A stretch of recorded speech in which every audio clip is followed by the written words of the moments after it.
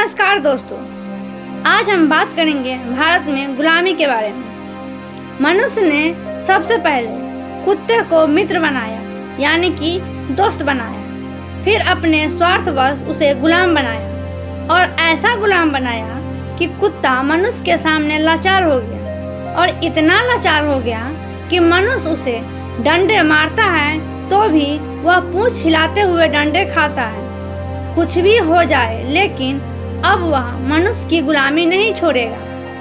किसान ने प्रेम से सांड को अपने नजदीक किया, फिर उसे अपने काम के लिए गुलाम बनाया और इतना गुलाम बनाया कि जो दूध उसके बच्चों के लिए था उसे अपने बच्चे को पिलाया और खुद पिया। इतना ही नहीं, बल्कि उसकी नसबंदी करके उसे बैल बना दिया। फिर भी सांड ने विद्रोह नहीं किया।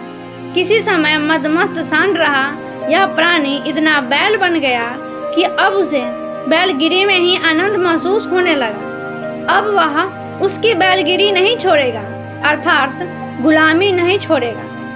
धोबी ने गधे को पकड़कर काम पर लगाया। गधे ने विरोध जरूर किया, लेकिन भरपेट भोजन मिलने की वजह से गधा खुश हो गया। धोबी ने उसकी कमजोरी पकड़ ली और भोजन भी कम कर दिया। गधे ने सहन किया।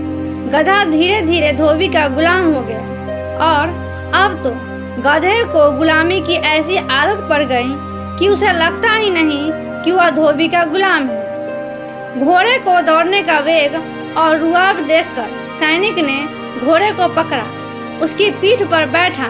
घोड़े ने पूरी ताकत से उसका विरोध किया, किंतु अंततः सैनिक ने कभी प्रेम से तो कभी चाबुक से मारकर उसे बस में किया।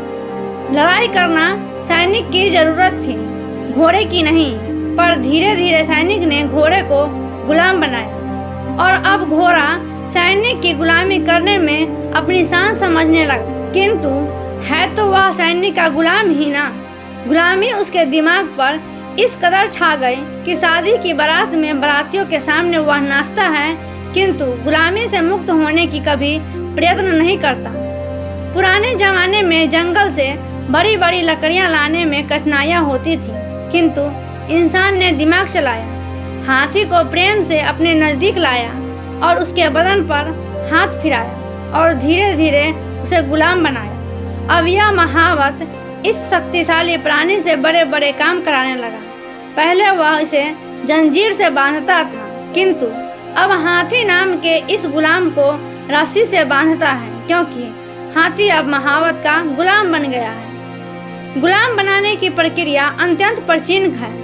यह प्रक्रिया मनुष्य ने ही निर्माण किया। इस प्रक्रिया द्वारा शक्तिशाली मनुष्यों ने शक्तिहीन लोगों को एवं बुद्धिमान मनुष्यों ने बुद्धिहीन लोगों को गुलाम बनाया एवं अपने लिए इस्तेमाल किया। इसके बहुत सारे उदाहरण इतिहास में मिल जाएंगे। जानवरों ने कभी जानवरों को गुलाम नहीं बनाया। जानवरों द्वारा जानवरों को गुलाम बनाने का कोई उदाहरण नहीं मिलता, किंतु मनुष्यों ने मनुष्यों को गुलाम बनाया। जब जब गुलामों को अवसर मिला, तब तब उन्होंने अपने मालिकों को खत्म कर दिया और मुक्त हो गए। ऐसे भी बहुत सारे उदाहरण इतिहास में मिलते हैं, किंतु जानवर मनुष्य के विरुद्ध ऐसा नहीं कर सकता, क्योंकि उसकी बुद्धि सीमित है। जब यहाँ के बुद्धिमान किंतु धूर्त लोगों को ऐसा लगने लगा कि अब इसके आगे सामान्य मनुष्य को गुलाम बनाए रखना संभव नहीं है, तो इन धूर्त लोगों ने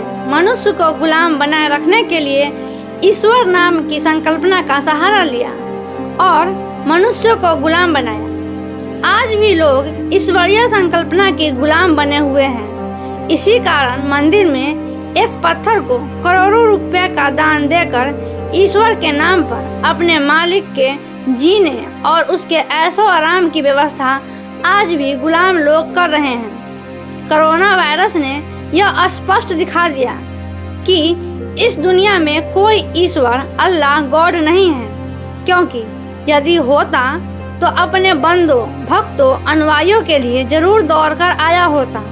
ईश्वरीय संकल्पना का ढोंग स्पष्ट होकर दूध का दूध और पानी का पानी हो चुका है। फिर भी ईश्वर परमेश्वर संकल्पना के गुलाम ही बने रहेंगे, क्योंकि ईश्वरीय संकल्पना के माध्यम से उसकी बुद्धि को कुंठित कर दिया गया है।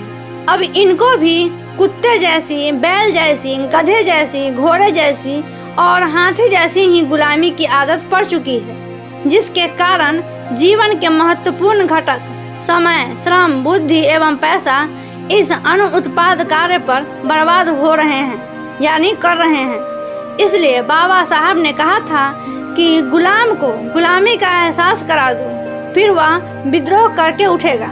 किंतु विद्रोह वही करता है जो खुद को गुलाम समझता है।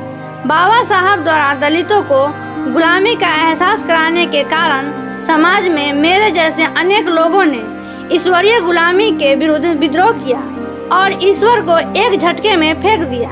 भारत में ईश्वरीय संकल्पना का उपयोग लोगों को अस्थायी गुलाम बनाने के लिए किया गया है। इसलिए इस गुलामी से मुक्त होने के लिए ईश्वरीय संकल्पना को फेंक देना यह समय की मांग है। ईश्वरीय संकल्पना को फेंक देने से बहुजन समाज ब्राह्मणों की गुलामी से निश्चित ही मुक्त हो जाएंगे, अन्यथा इस गुलामी में ही सड़े रहेंगे, यानी सड़ते रहेंगे। इसलिए हम अपने देश के 85% बहुजन से अनुरोध करते हैं कि वह अपने बुद्धि के विवेक का इस्तेमाल करें और तर्क करें और आपके साथ क्या गलत हो रहा है उसे सोचे समझे। इसी के साथ आज की जानकारी आपको कैसी लगी आप हमें कमेंट करके जरूर बताइएगा।